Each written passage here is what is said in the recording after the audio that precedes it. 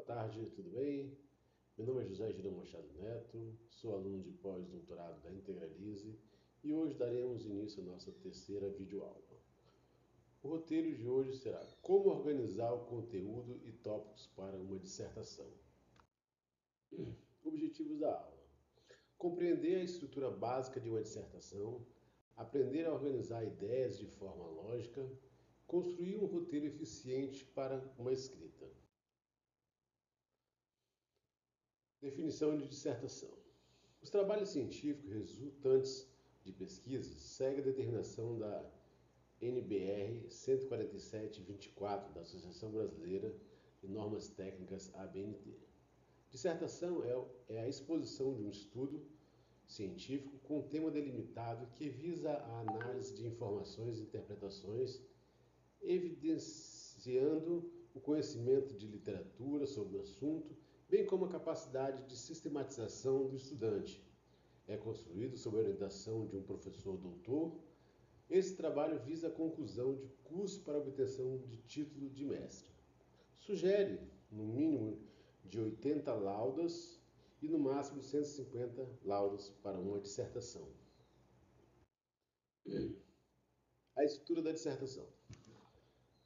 A dissertação é estruturada da seguinte forma: introdução, apresentação do tema e tese, desenvolvimento, argumentação, fundamentação e análise, e conclusão, síntese e fechamento do trabalho. Aspecto básico para a construção da dissertação e tese. A estrutura de um trabalho científico é feita mediante as regras estabelecidas pela ABNT, sendo que essas regras são compostas de elementos pré-textuais, textuais e pós-textuais, que podem ser encontrados da seguinte forma: estrutura: capa, folha de rosto, ficha catalográfica, folha de aprovação, dedicatória, agradecimento, epígrafe, resumo, abstrato ou resumo, listas de ilustrações, listas de tabelas, lista de quadros, lista de abreviaturas e siglas. Sumário, sendo que algumas dessas estruturas são obrigatórias e as outras são opcionais, conforme se vê pelo slide. Capa e lombada.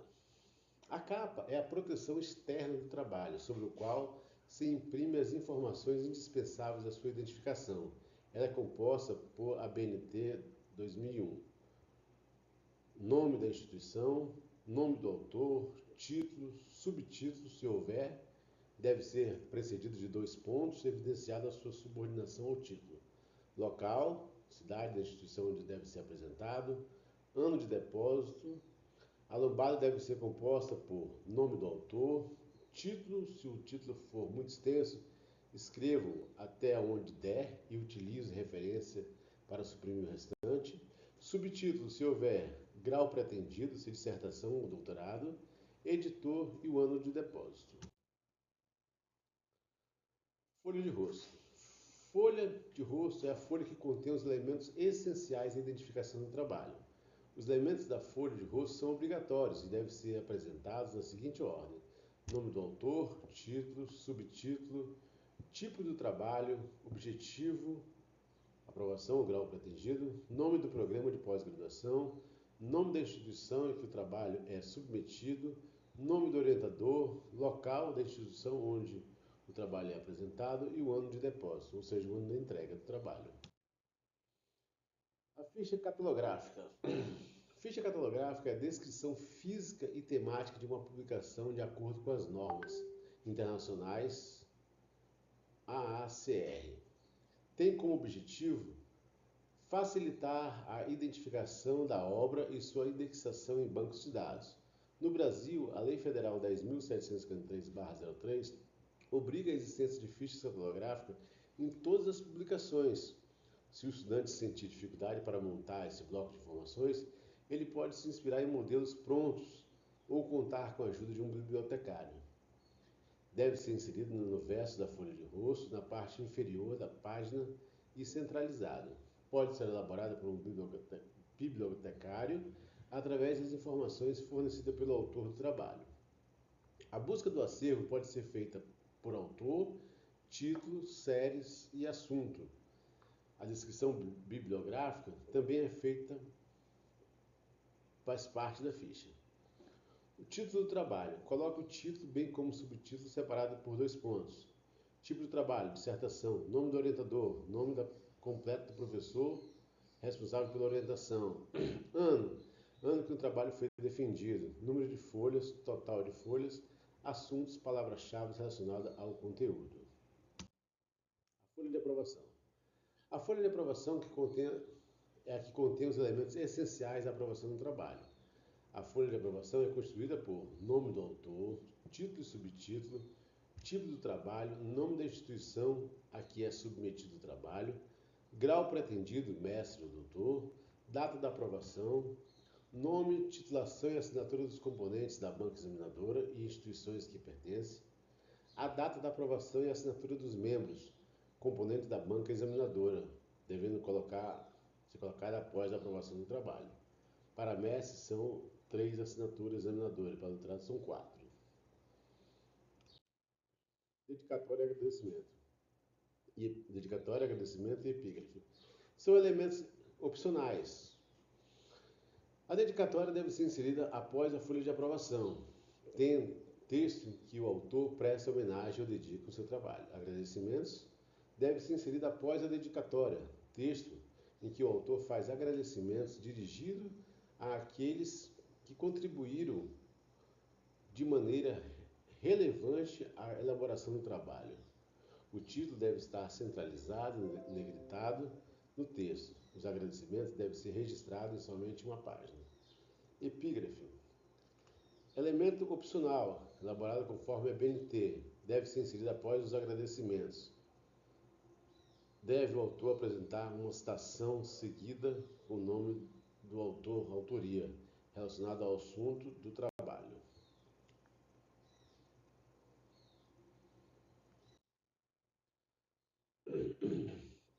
O resumo. O resumo é um elemento obrigatório. Deve ser elaborado conforme a ABNT NBR 6028. A apresentação deve ser concisa dos pontos relevantes de um texto, fornecendo uma visão rápida e clara do conteúdo e das conclusões do trabalho.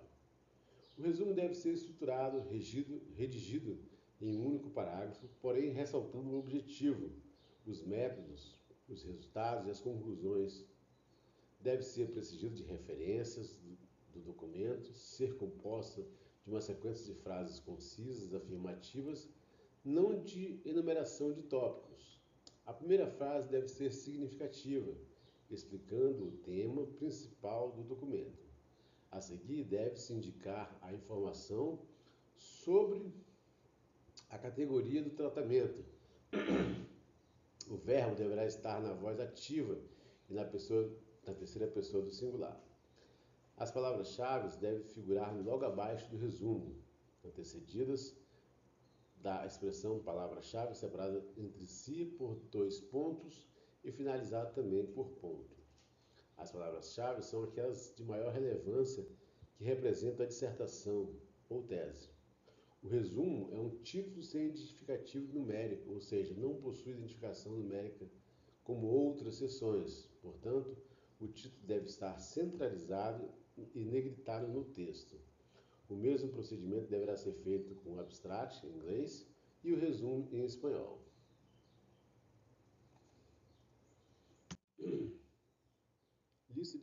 Lista de instruções. É um elemento opcional na tese. É a designação genérica da imagem que ilustra ou elucida um texto, elaborada de acordo com a ordem apresentada no texto. Quando necessário, recomenda-se a elaboração de uma lista própria para cada tipo de ilustração: desenho, esquema, fluxograma, fotografias, gráficos, mapas, organogramas, plantas, quadros, retratos e outras, conforme a BNT 2011. A lista de ilustrações é um título sem indicativo numérico, ou seja, não possui identificação numérica como outras seções, portanto, o título deve estar centralizado e negritado no texto. A lista de tabelas. também é um elemento opcional na dissertação. Ela é elaborada de acordo com a ordem apresentada no texto, cada qual deve ser designado por seu nome específico, acompanhado da respectiva página ABNT número 2011. A lista de tabelas é um título sem indicativo numérico, ou seja, não possui identificação numérica como as outras seções. Portanto, o título deve estar centralizado e negritado no texto. Lista de abreviaturas e siglas é opcional. Consiste na relação alfabética das abreviaturas e siglas utilizadas no texto, seguidas das palavras ou expressões correspondentes grafadas por extenso, citadas no texto pela primeira vez, deve aparecer com o nome por extenso seguido de sigla entre parênteses. Recomenda-se elaborar uma lista para abreviatura e outras para siglas. A lista de abreviatura e siglas é um título sem indicativo numérico, ou seja, não possui identificação numérica com as outras seções. Portanto, o título deve estar centralizado e negritado no texto. O sumário. O sumário é um elemento obrigatório, conforme a ABNT número 6027. Enumeração das divisões, seções e outras partes do trabalho na mesma ordem e grafia em que a matéria nele se sucede. O sumário deve estar localizado como último elemento pré-texto, regras gerais para a apresentação da ABNT. A palavra sumário deve estar centralizada e ser utilizada na mesma fonte da seção primária. Os elementos pré-textuais não devem aparecer no sumário. O sumário é um título sem indicativo numérico, ou seja, não possui identificação numérica, como as outras seções. Portanto, o título deve estar centralizado e negritado no texto. Conclusões, recomendações e referências, apêndices e anexos não são considerados títulos por si só. Por isso, não recebe numeração de seção. Recomenda-se que o título seja alinhado pela margem esquerda, recomendando-se ainda a utilização de espaçamento 1,5 entre linhas, e recomenda-se também que o uso de uma linha em branco entre as divisões de seções primárias. Elementos textuais. Os elementos textuais: introdução, problema, problematização, justificativa, objetivo geral, objetivo específico, marco teórico, marco metodológico, análise de discussões de dados, conclusões, recomendações. Todos esses elementos são obrigatórios em uma dissertação. Introdução. Parte inicial do texto, onde deve constar a delimitação do assunto tratado. Introdução é uma etapa importante da redação de um trabalho acadêmico. Uma boa introdução deve motivar o leitor a virar a página, a se interessar pelo trabalho todo. Assim, o texto de introdução, além de bem escrito, deverá constituir um convite atrativo para a continuidade da leitura. A introdução deve ser apresentada com indicativo numérico, em caixa alta, número 12, justificado à esquerda e negritado. A introdução deve ser a antepenúltima página construída em uma dissertação ou tese. O problema. Aqui você deve descrever qual é o problema a ser resolvido. É necessário evidenciar que existem questões em aberto e que o tema é complexo e que há interesses da comunidade em resolver o problema. O texto deve responder as seguintes perguntas. Qual a relevância e a complexidade do problema apresentado? Existe alguma solução? Existe alguma solução para o problema? Um problema de pesquisa deve ser formulado sob a forma de pergunta, ser claro e preciso, todos os conceitos e termos usados não podem causar dúvidas. Ser suscetível de solução, é necessário que haja maneira de produzir uma solução para o problema dentro dos critérios metodológicos e da cientificidade. Ser delimitado. Deve conter um indicativo numérico, iniciando com a letra maiúscula, tamanho 12, negrito, justificado à esquerda. A problematização. A partir da situação problema gerada, através da construção de uma pergunta, que norteará todo o processo de pesquisa. Serão elaboradas as 3 perguntas na interrogativa. Deve conter indicativo numérico, iniciando com a letra maiúscula, tamanho 12, negritado, justificado à esquerda. Justificativa. Aqui o foco está em justificar a solução, por que escolheu este tema de pesquisa. Você deve deixar muito claro para o leitor qual será a efetiva contribuição para a sua pesquisa que irá oferecer, procurando responder no seu texto as perguntas abaixo. Qual a relevância da proposta desse estudo? Qual a complexidade da solução proposta? Qual é a aplicação da solução? Qual o seu diferencial a outros similares? Qual é a motivação para ele? Procure utilizar referências bibliográficas para ajudar na defesa da relevância da solução da proposta. A justificativa, como o próprio nome indica, é a argumentação a favor da realização do trabalho proposto, identificando as contribuições esperadas e o diferencial em relação a outros estudos que esta mesma matéria será analisada. Deve conter indicativo numérico, letra maiúscula, tamanho 12, negritado à esquerda. O texto deve ser dissertativo. Objetivo geral e objetivo específico. O objetivo geral deve expressar a delimitação do tema. Assim fica fácil compreender o que se espera com aquele trabalho acadêmico. O verbo deve começar no infinitivo. O objetivo geral. A partir do objetivo geral se constroem os objetivos específicos, que correspondem à problematização já registrada na pesquisa. Eles possuem uma função intermediária instrumental, possibilitando atingir o objetivo e aplicá-lo a situações particulares. O verbo começa no infinitivo e deve ser diversificado. Marco teórico. O marco teórico é construído de capítulos que atendem ao projeto de pesquisa. Para um trabalho científico, é necessário conhecer também o referencial teórico no qual se fundamenta. O aluno deve pesquisar os conceitos envolvidos no assunto a ser pesquisado e trabalhado. Conhecer bem a teoria por trás de algum fenômeno ou experimento dará muito mais confiança para que desenvolva o trabalho. No texto do trabalho, a teoria e os conceitos devem ser descritos de maneira que o leitor entenda e sempre referenciando os autores. Assim, caso o leitor queira se aprofundar mais no assunto, ele terá as fontes para buscar o conhecimento. Será necessário estruturar o projeto para proporcionar a divisão dos capítulos, procurar identificar as principais referências do seu tema, procurar as referências mais atuais do seu tema, usar a linguagem pessoal, revisar construções feitas para que não haja plágio. Todo capítulo tem seu início em uma nova folha, título, indicativo numérico, alinhado e não centralizado, algarismo árabe e nunca romano, separado numericamente de espaços e caracteres. Não deve ser utilizado por ponto, travessão ou hífen. Todo capítulo tem seu início em uma nova folha. Marcos epistemológico, referencial e conceitual. Marco epistemológico é uma corrente de pensamento filosófico do seu tema. Tem uma ligação direta, ou seja, é inseparável à dimensão histórica da ciência. O marco referencial, discussão feita pelos diversos autores com foco num tema específico, busque teorias que descrevam o tema.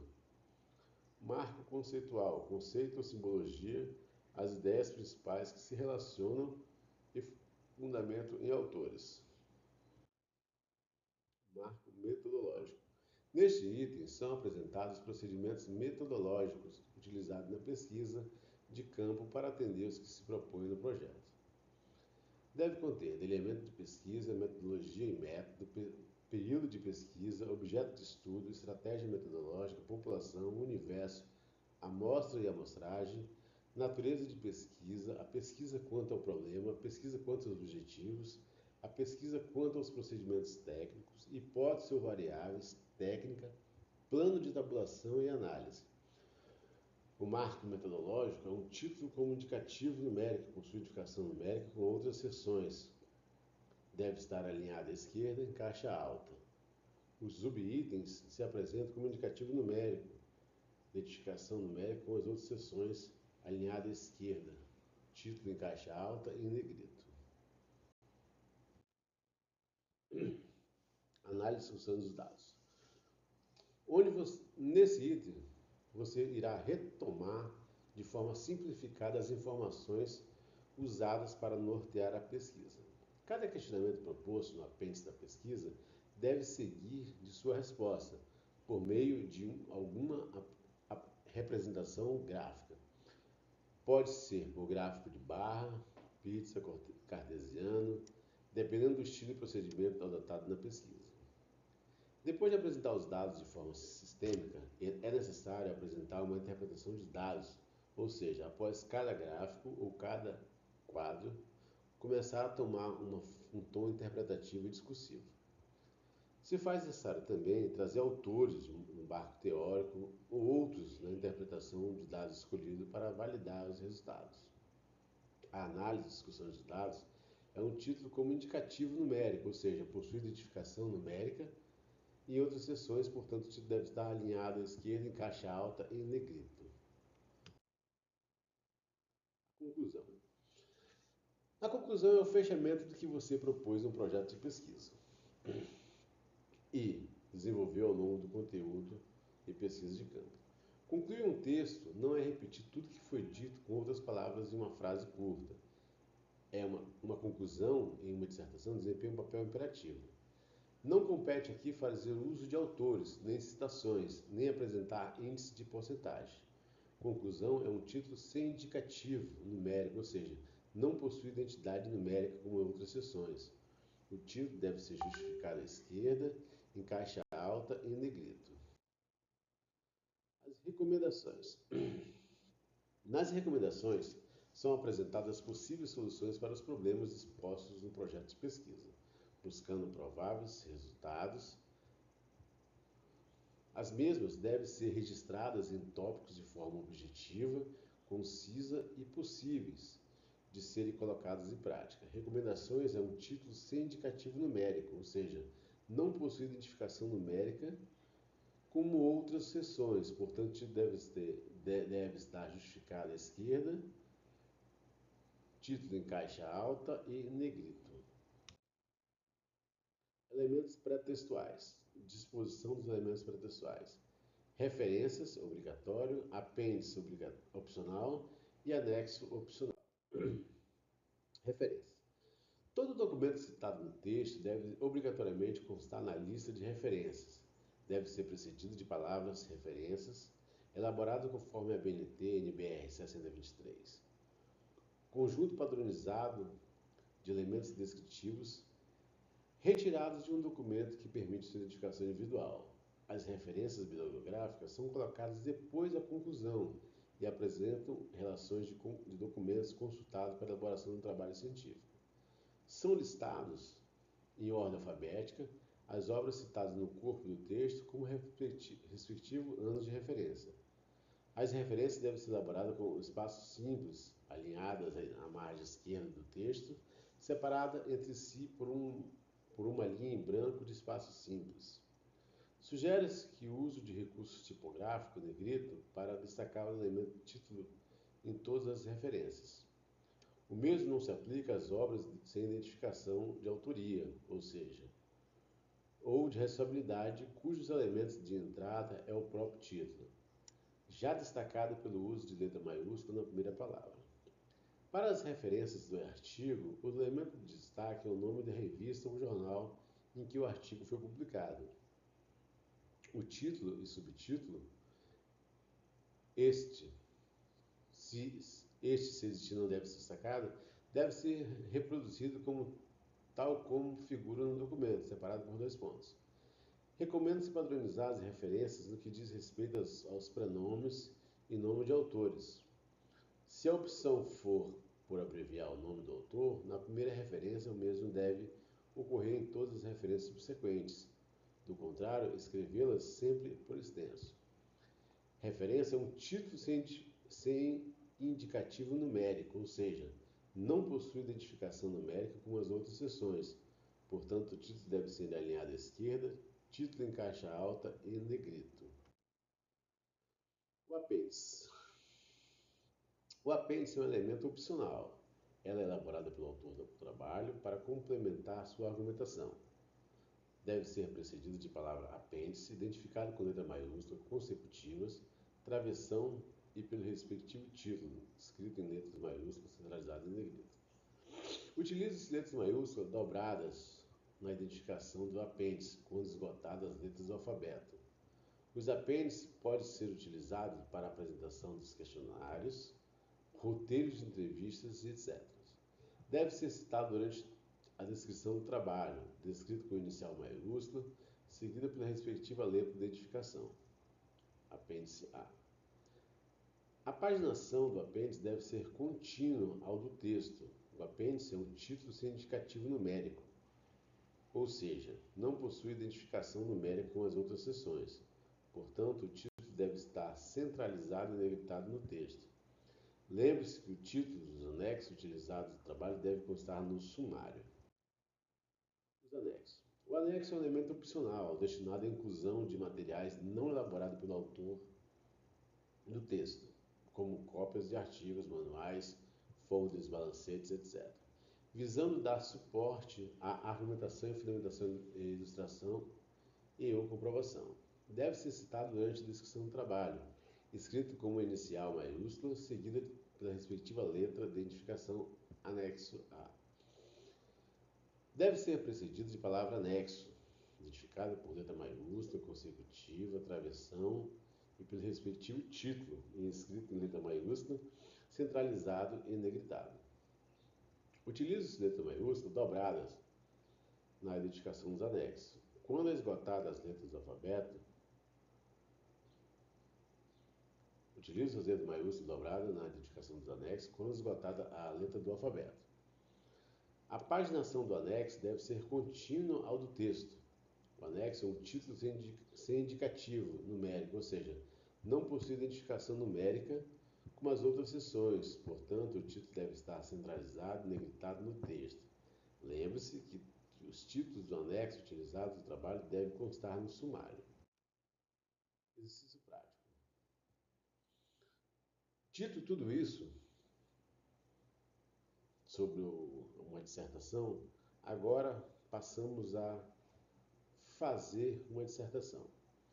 Escolha um tema, defina um problema e a tese e monte 3 tópicos de desenvolvimento, pois assim você conseguirá dar continuidade ao seu trabalho. Por hora, ficaremos por aqui. Muito obrigado. Até a próxima videoaula.